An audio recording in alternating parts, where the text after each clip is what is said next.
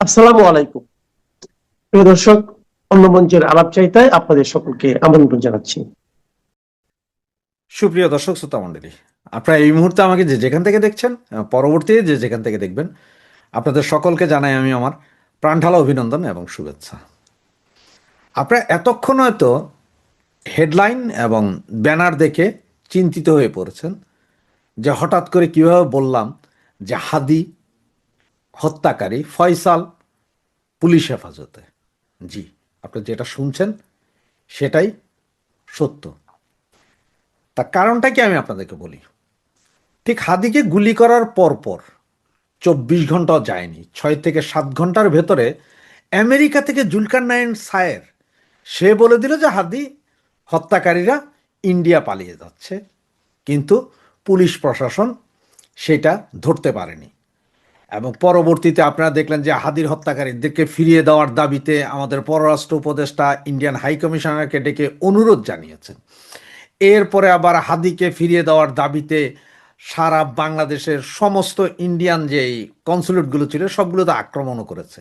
এরপরও হাদির হত্যাকারীর কোনো আসলে হদিস নেই, সে আসলে কোথায় আছে। ইন্ডিয়া বলেছে যে তাদের এখানে তারা এখনো কাউকে ধরেনি অবৈধ অনুপ্রবেশকারী, কারণ Indian border totally sealed up. তাহলে বাংলাদেশ বর্ডারও সিল আপ। এবং পাকিস্তানের একটা পত্রিকাতে আপনারা গত 2 দিন আগে দেখবেন যে বাংলাদেশ সেনাবাহিনী বিজিপি মিলে আমাদের যত সমরাস্ত্র আছে সবগুলো নাকি ইন্ডিয়ান বর্ডারের কাছে নিয়ে গেছে। সেইখানে আপনার তুর্কি থেকে পাওয়া বিভিন্ন গাইডেড মিসাইল, যেগুলো নির্ভুল নিশানা, এগুলো সব নাকি ওখানে হাজির। তাহলে বাংলাদেশ সেনাবাহিনীও পুরোটা আসলে গত 2 সপ্তাহ ধরে বর্ডারে হাজির। তাহলে এই ভাই থেকে পালাইলেন, এটা যেমন একটা ওয়ান্ডারফুল কোয়েশ্চেন। এবং আরেকটা ইনফরমেশন, যেটা 176 কোটি টাকার চেক পাওয়া গেছে ফয়সালের বাড়ি থেকে, বোনের বাড়ি, মামার বাড়ি, খালার বাড়ি, সব জায়গা থেকে। সেইটা কোন ব্যাংকের চেক বা কিসের চেক এইটা কিন্তু বলেনি। এবং যতটুকু ইনফরমেশন আছে সেইটাতে হাবিব ব্যাংকের 16টা cheque. Habib bank, Habib bank limited, যেটা পাকিস্তানের হাবিব ব্যাংক, বাংলাদেশে আছে মতিঝিল একটা শাখা আছে, সেইটার 16টা চেক পাওয়া গেছে ফয়সালের বাড়িতে। এবং এনবিপি, ন্যাশনাল ব্যাংক অফ পাকিস্তান, এইটার পাওয়া গেছে 13টা চেক। 16টা এবং 13টা মিলে 29টা চেকেই আছে প্রায় 120 কোটি টাকা। এগুলো দোনোটাই পাকিস্তানের ব্যাংক। এবং এই চেকগুলো সব ওখান থেকে উদ্ধার হয়েছে, কিন্তু সেইটা এই মুহূর্তে বলছে না, কারণ এটা যদি বলে তাহলে বহু রথী মহারথী ধরা খেয়ে যাবে। পুরাটাই আইএসের নিয়ন্ত্রণে এই 2 ব্যাংকের চেকই তার কাছে ছিল। যদিও এখন যতটুকু শোনা যাচ্ছে, যেই 65 লক্ষ টাকা নাকি ফয়সালের ব্যাংকে আছে সেইটাও transferred by Habib bank. Habib bank থেকে সেটা ট্রান্সফার হয়ে ফয়সালের ব্যাংক অ্যাকাউন্টে গিয়েছিল, এটা কিন্তু কেউ বলছে না। এখন পুলিশের হাতে আছে, যেটা বলছিলাম যে পুলিশের হাতে আছে। হ্যাঁ, পুলিশের হাতে আছে, এবং তাকে আসলে আমরা কেউই কখনো জীবিত দেখব না। ফয়সালকে ফয়সালকে দেখা যাবে যে হয়তো ক্রসফায়ারে মারা গেছে বা দুর্ঘটনায় মারা গেছে, এরকম একটা নাটক সাজানোর ফুল প্লেস প্ল্যান। এবং সেটা হইতে পারে 25শে ডিসেম্বরের আগে, হতে পারে 25শে ডিসেম্বরের পরে।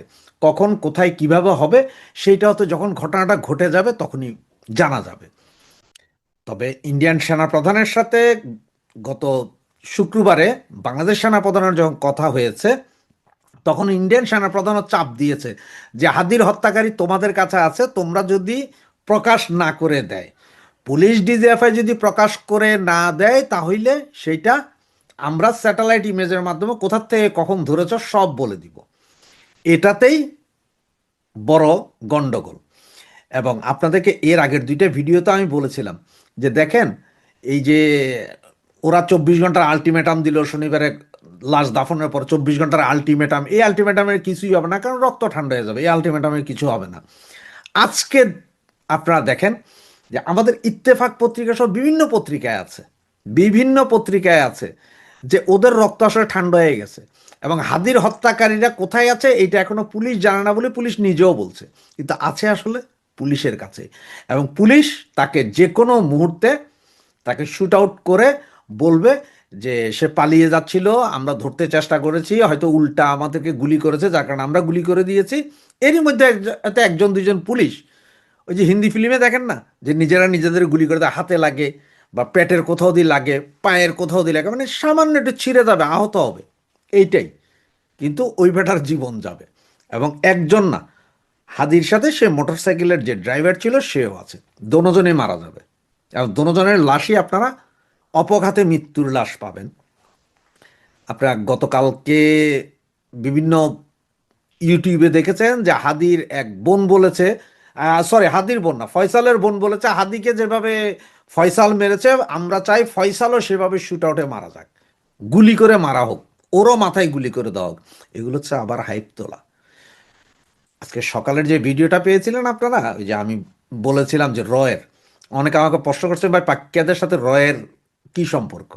তো ভাই পাক্কিয়াদের সাথে রয়ের সম্পর্কটা হচ্ছে যে এই সব কিছু করে একটা লোককে তৈরি করে আনে, আর তখন পাক্কিয়াদের চিন্তা থাকে যে আরে এ তো বেশ ভারত বিরোধী, তারে ফালাই দাও।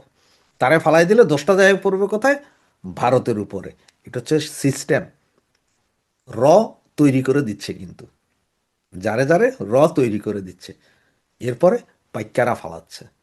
এটা হচ্ছে নর্মাল সিস্টেম। লরেন্স বিষ্ণু মনে আছে, জেড নিরাপত্তা পায় সালমান খান, তার ঘরের ভিতরে যাইয়া তার পোলাপাইন গুলি করে দেয়। কই কানাডায়, খালিস্তানপন্থী নেতা মারা যায়, কিন্তু লরেন্স বিষ্ণু কোথায়? তিহার জেলে। এগুলো সব সায়েন্স। এটার জন্য রকেট সায়েন্স পড়ার দরকার নেই, এটা এমনিই বোঝা যায়। সুতরাং একটা জিনিস খেয়াল রাখেন, হাদির হত্যাকারীরা আছে, হাদির হত্যাকারী ফয়সাল এবং ড্রাইভার দুইজনই আছে পুলিশের কাছে, যে কোনো মুহূর্তে তাদের ক্রস ফায়ারের লাশ পাবে। এটাই হচ্ছে যে 100% গ্যারান্টেড সত্য কথা। এবং এটা দেখবেন হয় 25 তারিখে আগে, নাই 25 তারিখের পরে, ডিসেম্বর মাস। এই ডিসেম্বর মাসের ভেতরেই যা ঘটার ঘটবে, দেখতে থাকুন। জয় বাংলা, জয় বঙ্গবন্ধু।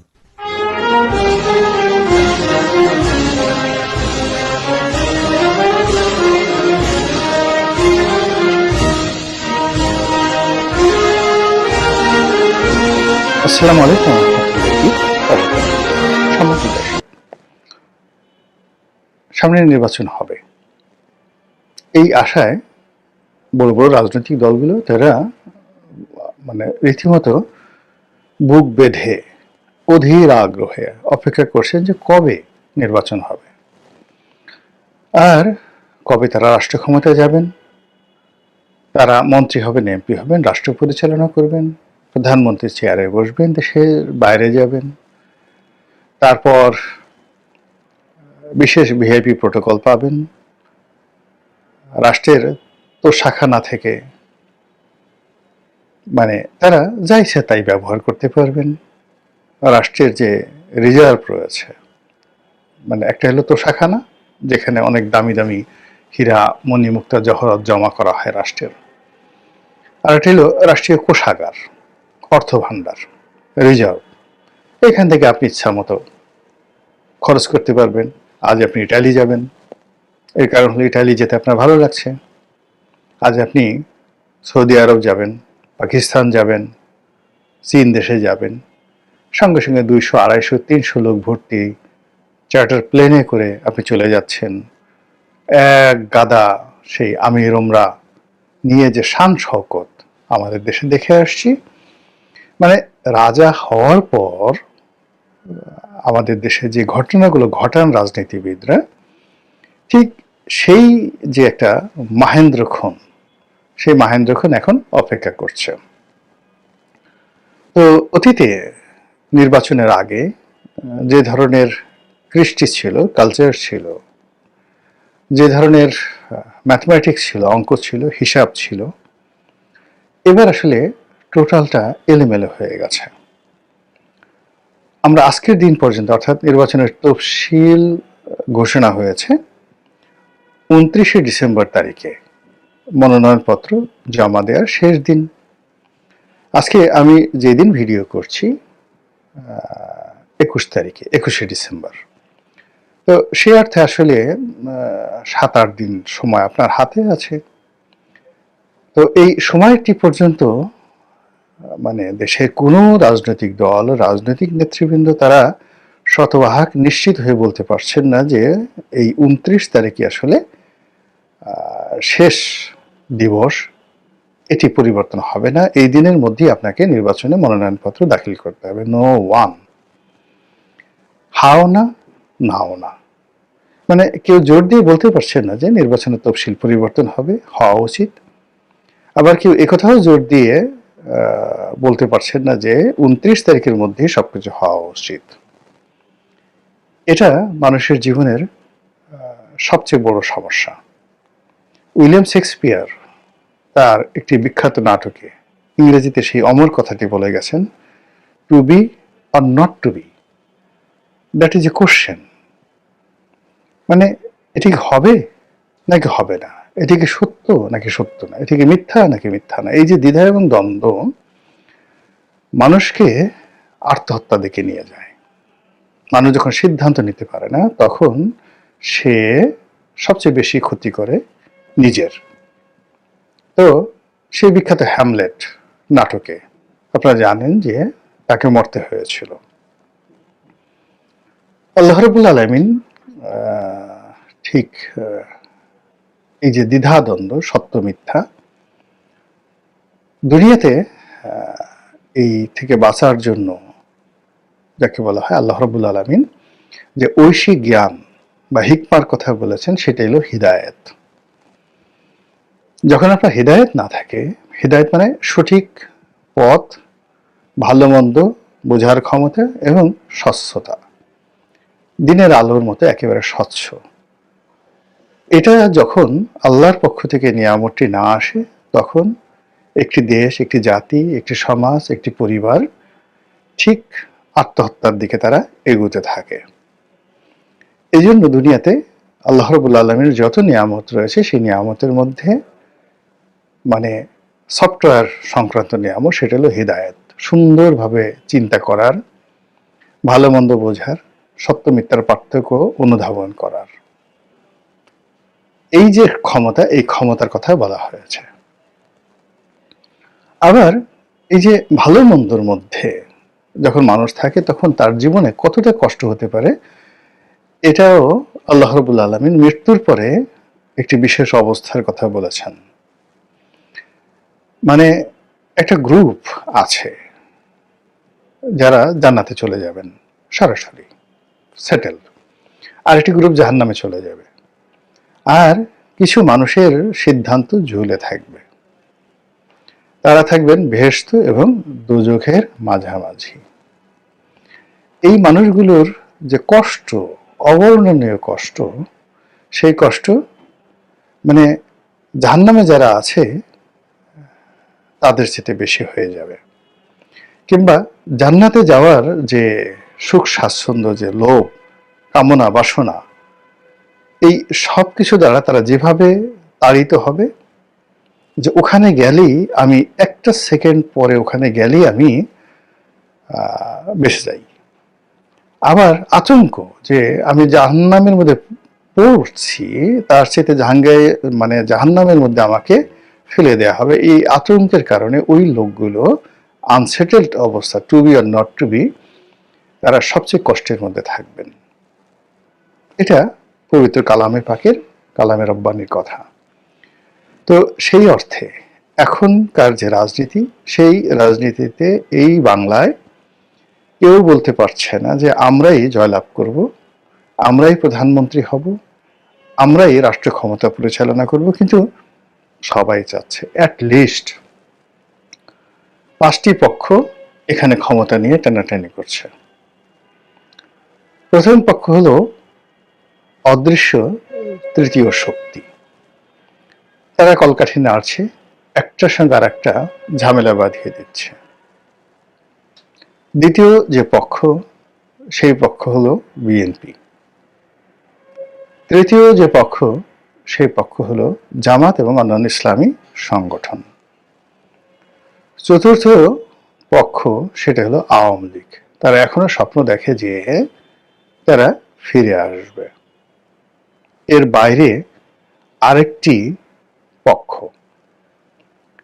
যারা মানে পর্দার আড়ালে নিজেরা বিক্ষুব্ধ হচ্ছে, সংগঠিত হচ্ছে, কিন্তু তারা স্বপ্ন দেখছে না যে তারা ক্ষমতায় আসবে, কিন্তু তারা খুবই বিরক্ত, কিন্তু তাদের হাতে ক্ষমতা আছে, যার যার অবস্থানে থেকে বিক্ষুব্ধ হয়ে গেছে। এটাকে আপনি পঞ্চম শক্তি বলতে পারেন। পঞ্চম বাহিনী বললাম না, পঞ্চম শক্তি। বাংলাদেশ এখন যে অবস্থায় আছে তাতে করে এই পঞ্চম যে শক্তি, এদের উত্থানটা অনিবার্য। এবং ফ্রান্সে যখন বিপ্লব হলো, প্রায় 16টি বছর ধরে এরকম অনিশ্চয়তা চলতে থাকলো এবং রাষ্ট্রের প্রথম 4টি শক্তি একে একে তারা পরাজিত হলো। এবং নেপোলিয়নের নেতৃত্বে যে শক্তিটা আসলো, এই শক্তিটি সম্পর্কে কেউ কল্পনাই করেনি, কিন্তু তারা যোগ্যতা অর্জন করে ফেলেছিল। এবং অল অন এ সাডেন 1 ঘন্টার ডিসিশনে তারা সেই ক্ষমতা দখল করে ফেলেছিল। বাংলাদেশে 75-এর পরে জিয়াউর রহমানের যে অভ্যুত্থান, এটাও 5 নম্বর শক্তি ছিল। আবার বলছি, সেটা কিন্তু 5 নম্বর শক্তি ছিল। 1/11-এর সময় মঈনুদ্দিন ফখরুদ্দিনের যে উত্থান, এটাও 5 নম্বর শক্তি ছিল। হিসাব করে করে 1 নম্বর 2 নম্বর যারা ক্ষমতা আসতে চেয়েছিল, তারা কিন্তু কেউ আসতে পারেনি। 5 নম্বর একটি শক্তি। সাম্প্রতিক সময় বিশ্বের সবচেয়ে যাকে বলা হয় চৌকুশ রাষ্ট্রপ্রধান, প্রেসিডেন্ট ইব্রাহিম তারোরে, যিনি বুর্কিনা ফাসোর প্রেসিডেন্ট, সেনাবাহিনীর একজন ক্যাপ্টেন। এর আগে 4টি পরপর বড় সামরিক অভ্যুত্থান ফেল করেছে, ক্ষমতা দখল করেছে, ফেল করেছে। 5 নম্বরে গিয়ে ইব্রাহিম তারোরে সফল হয়েছেন। He is just a captain, no general, no brigadier, no colonel, nothing. একজন সেনাবাহিনীর সাধারণ ক্যাপ্টেন, তিনি এখন সেই রাষ্ট্রের পঞ্চম শক্তিরূপে এখন সেই দেশ পরিচালনা করছেন। তো কাজেই এই যে এখন যাদেরকে আপনারা দেখতে পাচ্ছেন ক্ষমতা নিয়ে টানাটানি করছেন, আওয়ামী লীগ আজকে ঢুকে পড়বে, তো ডক্টর মোহাম্মদ ইউনূস আরো ক্ষমতায় থাকবেন, বিএনপি এই নির্বাচনে জয়লাভ করলো, না না বিএনপি জয়লাভ করবে না, জামাত জয়লাভ করবে, এই সমীকরণগুলো 4টি সমীকরণ। কিংবা সেনাবাহিনী জরুরি অবস্থা ঘোষণা করবে, রাষ্ট্রপতি জরুরি অবস্থা ঘোষণা করবেন, সেনাপ্রধান তার সঙ্গে থাকবেন। এই যে ইকুয়েশনগুলো, সমীকরণগুলো, এগুলো 1, 2, 3, 4। আর 5 নম্বর যে সমীকরণটি মানুষের মনোমস্তিষ্কের বাইরে থাকে, আর যারা নায়ক হয়ে যান তারা নিজেরাও 1 মিনিট আগে জানেন না যে তারা নায়ক হতে যাচ্ছেন।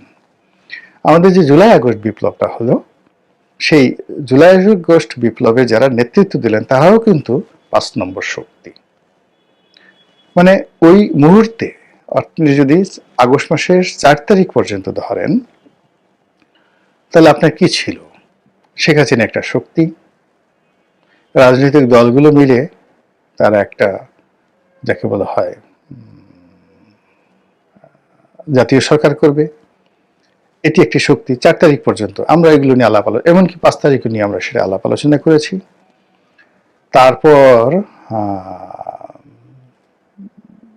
যাকে বলা হয় জরুরি অবস্থা জারি হতে পারে, অর্থাৎ আওয়ামী লীগ থাকবে কিন্তু জরুরি অবস্থা জারি হবে, এটা একটা শক্তি। তারপর সরাসরি সেনাবাহিনী ক্ষমতা নিয়ে যাবে, মার্শাল ল জারি করবে, এটা একটা শক্তি। দেখুন, সব শক্তি ফেল করলো ডক্টর মোহাম্মদ ইউনূসের নেতৃত্বে যে একটা অন্তর্বর্তীকালীন সরকার হলো। এবং এই যে বিপ্লবের যারা নায়ক, হাসনাত সার্জি যারা আসলেন, তারা যে ক্ষমতায় আসলেন, তারা 4 তারিখ পর্যন্ত দে ক্যানট ইভেন ইমাজিন যে 5 তারিখে বা 6 তারিখে তাদের জন্য কি অপেক্ষা করছে। তাহলে আপনি দেখুন যে যখনই একটা বড় ম্যাসিভ পরিবর্তন হয়, সেখানে 5 নম্বর শক্তি পাদপীঠে চলে আসে। আমাদের মুক্তিযুদ্ধ একই অবস্থা। এনিওয়ে, এখন বাংলাদেশের যে অবস্থা হলো, চারিদিক থেকে একটার পর একটা যাকে বলা হয় অনিশ্চয়তা ভর করেছে। এবং সেই অনিশ্চয়তার মধ্যে দেখুন, আমরা বস্তুগত বিষয় বাদ দিয়ে অবস্তুগত বিষয় নিয়ে খুব বেশি নড়াচড়া করছি। ভারতের 7 সিস্টার দখল করব, তারপর ইসলামী প্রজাতন্ত্র গঠিত হবে, খেলাফত গঠিত হবে, ইসলামী শাসনতন্ত্র প্রতিষ্ঠিত হবে। এই জিনিসগুলো সবই বস্তুগত নয়, একটারও বস্তুগত ভিত্তি নেই। মানে যার জন্য কাজ করে মানে আপনি একটা আদর্শ প্রচার করবেন, 10 বছর, 20 বছর, 50 বছর, সংবিধান থাকবে, পতাকা থাকবে, একটা রোড ম্যাপ থাকবে, এর কোনো কিছু নেই। কি আছে? সফটওয়্যার, আবেগ। সেই আবেগ কি? বিএনপি ক্ষমতায় আসবে, তারেক রহমান সাহেব প্রধানমন্ত্রী হবেন, বেগম জিয়া রাষ্ট্রপতি হবেন, এটা আবেগ। জামাতের আমির তিনি প্রধানমন্ত্রী হবেন অথবা তিনি রাষ্ট্রপতি হবেন। গোলাম পরোয়ার সাহেব যাকে বলা হয় প্রধানমন্ত্রী হবেন। আবার ডক্টর মোহাম্মদ ইউনূস, তার যারা লোকজন রয়েছেন তাদেরকে নানা কথাবার্তা হচ্ছে, ডক্টর মোহাম্মদ ইউনূস প্রেসিডেন্ট হবেন, আসিফ নজরুল প্রধানমন্ত্রী হবে। আর এক গ্রুপ বলছেন যে না, আমাদের সম্পাদক মাহমুদুর রহমান প্রেসিডেন্ট হবেন বা মাহমুদুর রহমান প্রধানমন্ত্রী হবেন। এই যে জিনিসগুলো, এইগুলো মূলত সফটওয়্যার, অবস্তুগত আবেগ। অবাক করার ব্যাপার হলো যে এই আবেগগুলো দ্বারাই কিন্তু আমরা এখন তাড়িত হচ্ছি। এই আবেগের বশবর্তী হয়ে আমরা মানে হাদির জন্য কান্নাকাটি করছি, আবেগের বশবর্তী হয়ে আমরা প্রথম আলো পুড়িয়ে দিচ্ছি, আবেগের বশবর্তী হয়ে আমরা মহাকালের সবচেয়ে বড় যাকে বলা হয় সমাবেশ তারেক রহমান সাহেবের জন্য করার জন্য প্রস্তুতি নিচ্ছি। এবং তারেক রহমান সাহেব বাংলাদেশে আসবেন, 25 তারিখে তিনি 300 ফিটে যাবেন এবং 300 ফিট একটা রাস্তায় বসে তিনি জাতির উদ্দেশ্যে ভাষণ দেবেন। এই জিনিসগুলো এখন বাংলাদেশের প্রাইম নিউজ, প্রাইম ফ্যাক্টর। কিন্তু বস্তুগত জিনিসগুলো যদি চিন্তা করেন সেটা হচ্ছে না। তো সেই দিক থেকে আপনার দেশের প্রধান দুটি রাজনৈতিক দল বিএনপি, আওয়ামী লীগ, তারা যে কাজটি করছে, আওয়ামী লীগ বলার মানে তিনটি রাজনৈতিক দল, আওয়ামী লীগ, বিএনপি এবং জামাত। আওয়ামী লীগ যে ন্যারেটিভগুলো প্রচার করছে মানে যেটা সফটওয়্যার, মানে অবস্তুগত, ধরা যাবে না, ছোঁয়া যাবে না, ইন্টারনেট ব্যবহার করে, সোশ্যাল মাধ্যম ব্যবহার করে তারা শুধু এই কাজটি করছে। বর্তমান সরকার খারাপ, জামাত খারাপ, বিএনপি খারাপ, এরা কেউ দেশ চালাতে পারবে না, আওয়ামী লীগ খুব ভালো দেশ চালিয়েছে, শেখ হাসিনার হাতেই দেশ নিরাপদ। এটা হলো তাদের ন্যারেটিভ। বিএনপির যারা লোকজন তারা বলছেন যে না, বাংলাদেশের যে রাজনৈতিক ভবিষ্যৎটা তারেক রহমান সাহেবের উপর নির্ভর করবে। তার মতো ব্লু ব্লাড, রয়্যাল ব্লাড বাংলাদেশে নেই। তার বাবা ছিলেন রাষ্ট্রপতি, মা ছিলেন প্রধানমন্ত্রী, বাবা ছিলেন সেনাপ্রধান, মুক্তিযোদ্ধা, মানে এইরকম একটা রক্ত, এই রক্ত বাংলাদেশে সেকেন্ড পিস আর তৈরি হয়নি। কাজেই তিনি এই দেশকে ভালোবাসেন, তিনি এই দেশের জন্য যে স্যাক্রিফাইস করেছেন, এতদিন তিনি এই দেশের জন্য প্রবাসী থেকেছেন, রাজনীতির জন্য কত কষ্ট করে লন্ডনে থেকেছেন, তাকে পাবলিক ট্রান্সপোর্টে চড়তে হয়েছে, ছোট্ট একটা রুমে বসে, মানে কবরের মতো একটা রুমে বসে তাকে সেই আজকে স্কাইপিতে কথা বলতে হয়েছে। সেই মানুষ দেশে আসবেন, দেশের হাল ধরবেন, 18 কোটি মানুষের জীবনে উন্নয়ন ঘটাবেন, এই প্রচার বিএনপির লোকজন করছে এবং তিনি প্রধানমন্ত্রী হিসেবে উপযুক্ত। জামাতের যারা লোকজন বলার চেষ্টা করছেন যে জামাতের আমির ডক্টর শফিকুর রহমান জিন্দা ওলি, টাটকা ওলি, আল্লাহর রহমতের ছায়া তার দিকে আছে, তিনি হাসলে বৃষ্টি আসবে, তিনি যদি কাঁদেন মরুভূমি হয়ে যাবে, তিনি যদি অভিশাপ দেন তার জীবন তছনছ হয়ে যাবে, তার অলৌকিক ক্ষমতা আছে এবং তিনি সৎ মানুষ, লেখাপড়া জানা মানুষ, বন্ধুবৎসল মানুষ। এই মানুষ যদি প্রধানমন্ত্রী হন, দেশের মানে যাকে বলা হয় একটা ব্যাপক পরিবর্তন হবে। তো এই জন্য অসংখ্য শত শত ইন্টারনেট ভিত্তিক যে গ্রুপগুলো রয়েছে, বিশেষ করে ফেসবুকে, তারা সার্ভে করছে কাদের হাতে দেশ নিরাপদ, জামাতের হাতে নাকি বিএনপির হাতে। আবার আওয়ামী লীগ বলার চেষ্টা করছে যে আগে ভালো ছিলেন না এখন ভালো আছেন? তারপর প্রধানমন্ত্রী হিসেবে কাকে দেখতে চান? ডক্টর শফিককে, না তারেক রহমান সাহেবকে? তো এই যে ব্যাপক প্রচার এবং প্রোপাগান্ডা, এখানে যদি আপনি আগে যে কথাগুলো বললাম সেই কথাগুলোর সঙ্গে আপনি মিলান, সেটা হলো যে আমরা এই যে যখন বস্তুগত বিষয় না করে অবস্তুগত বিষয় অর্থাৎ ইলিউশন, স্বপ্ন, লোভ, লালসা, কামনা, বাসনা, নিজের ভালো লাগা, মানে যেটার কোনো কারণ নাই। আপনি টম ক্রুজকে ভালোবাসেন, অ্যাঞ্জেলিনা জলিকে আপনার খুব ভালো লাগে, একটা সময় ঐশ্বরিয়াকে আপনার খুব ভালো লাগতো, কিন্তু এখন আপনি আরেকজনকে পছন্দ করেন আর তাকে আপনি জীবনে কখনো দেখেননি। শাহরুখকে আপনার ভালো লাগতো, এখন রণবীর সিংকে আপনার ভালো লাগে, আলিয়াকে আপনার ভালো লাগে। এই যে ভালো লাগার যে বিষয়গুলো, এটা নিয়ে আপনি প্রতি মুহূর্তে যুদ্ধ করছেন, এটাকে বলা হয় ইলিউশন, এক ধরনের কল্পনা। ওখানে আপনি নিজের মতো করে তৈরি রেখেছেন। আমাদের রাজনীতিটা এখন অ্যাবসলিউটলি ইলিউশনে চলছে। যে যার মতো প্রধানমন্ত্রী বানাচ্ছেন, যে যার মতো দলকে ক্ষমতায় আনছেন, এনে এক একটা ন্যারেটিভ তৈরি করে ফেলছেন, এবং সেখানে প্রতিদিনই নায়ক নায়িকা পরিবর্তন হচ্ছে। এই 3 দিন আগে যারা বাংলাদেশের শীর্ষ নায়ক ছিলেন অনলাইন জগতের, এখন তারা নেই। আবার আগামী যে কে হবে তার কোনো ইয়াত্তা নেই। ঢাকা শহর মানে বলতে গেলে খাবলা খাবলা, কোথাও লোকজন নাই, কি যেন একটা ঘটবে, একটা আতঙ্ক। এর মধ্যে ইন্টারনেটে ফাটিয়ে ফেলছে কে হবেন প্রধানমন্ত্রী আগামী দিনের ইত্যাদি কথাবার্তা। কিন্তু এটি তখনই বাস্তব হবে যখন আপনার মনে হবে যে আসলে অন্তরে অন্তঃস্থল থেকে যে এই লোকটি প্রধানমন্ত্রী হলে দেশ ভালো চালাবেন, এর কারণ হলো তিনি ভালো কিছু চালিয়েছেন। কোনো মানুষ যদি অতীতে ভালো কিছু চালানোর রেকর্ড তার না থাকে, তাহলে সে মানুষ কখনোই কোনো কিছু রাতারাতি এসে একটা রাষ্ট্র পরিচালনা করতে পারেন না। দ্বিতীয়ত হলো যে কোনো একক ব্যক্তি কখনো রাষ্ট্র পরিচালনা করতে পারবেন না। প্রাথমিকভাবে একটি রাষ্ট্র পরিচালনা করার জন্য তার প্রশিক্ষিত, অভিজ্ঞতা সম্পন্ন এবং 100% সফল হয়েছে এরকম 100 জন রাজনৈতিক শক্তি লাগবে, যারা মন্ত্রী হবেন অথবা মন্ত্রী পদমর্যাদা ভোগ করবেন। কোন দলের 100 জন লোক আছে বলেন তো, যারা অতীতে চুরি করেনি, ডাকাতি করেনি, সম্পদের পাহাড় গড়েনি, গত 14 মাসে অকাম করেনি, কুকাম করেনি, কিংবা যারা অতীতে দায়িত্ব পালন করে পরিবার, ব্যক্তি, সমাজে সফল হয়েছেন? একজনকে দেখান। Just show me one single man. তাহলে যে লোক আজ থেকে 20 বছর আগে ভরা যৌবনে চুরি করেছে, সে বুড়ো হয়ে আরো বেশি চুরি করবে। যে মানে যার যখন দরকার ছিল না তখন সে আর্থিক দুর্নীতি করেছে, ব্যাংক লুট করেছে, আর এখন ব্যাংক লুটটা ভাত মাছের মতো হয়ে গেছে। এখন সে কি করবে বুঝতে পারেন? পুরো ব্যাংকটাকে সে খেয়ে ফেলবে, কামড়িয়ে কামড়িয়ে চিবিয়ে চিবিয়ে সে খেয়ে ফেলবে।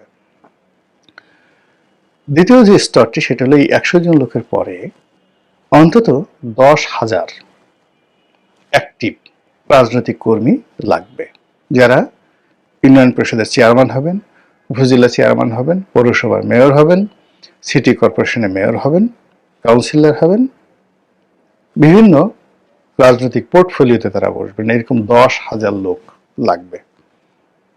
বলেন তো, এই 10,000 লোক ভালো লোক না থাকার কারণে কি আওয়ামী লীগ ডুবেনি? আর এই 10,000 লোক বিএনপিতে আছে আর জামাতে আছে, যে 10,000 লোক এই মুহূর্তে আপনি লিস্ট করেন, তারপর আপনি উপজেলাতে যান, জেলাতে যান, সুপ্রিম কোর্টে যান, তারপরে জেলা জজ আদালতগুলোতে যান, সচিবালয়ে যান, ব্যাংক পাড়াতে যান, গুলিস্তানে যেখানে চাঁদা কালেকশন হয় সেখানে যান, তারপরে এই 10,000 লোকের সার্টিফিকেট দেন যে তাদের দ্বারা এই দেশের উন্নয়ন সম্ভব কিনা। যদি সম্ভব না হয় তাহলে অপেক্ষা করুন, আল্লাহর কাছে তওবা করুন এবং খোদাই সাহায্য, ঐশী সাহায্য প্রার্থনা করুন। কেননা আপনি বিপদ বিপত্তির একটা ঘূর্ণি পাকে পড়ে গেছেন এবং এখান থেকে আপনাকে আইদার পাতাল রাজ্যে চলে গিয়ে জীবনের করুণ পরিণতি ভোগ করতে হবে, আর এখান থেকে যদি আপনাকে উদ্ধার করতে হয় এই ঘূর্ণিপাক থেকে, আল্লাহর সাহায্য লাগবে। মহান আল্লাহ এই দেশ এবং জাতিকে হিদায়াত দান করুন, আমাদের সবাইকে নিরাপদ করুন, রক্ষা করুন, এবং এই জাতিকে পরিচালনা করার জন্য একজন উপযুক্ত নেতা আল্লাহর পক্ষ থেকে তিনি আমাদেরকে দান করুন। এই হোক আজকের দিনের প্রার্থনা। আসসালামু আলাইকুম ওয়া রাহমাতুল্লাহি ওয়া বারাকাতুহু।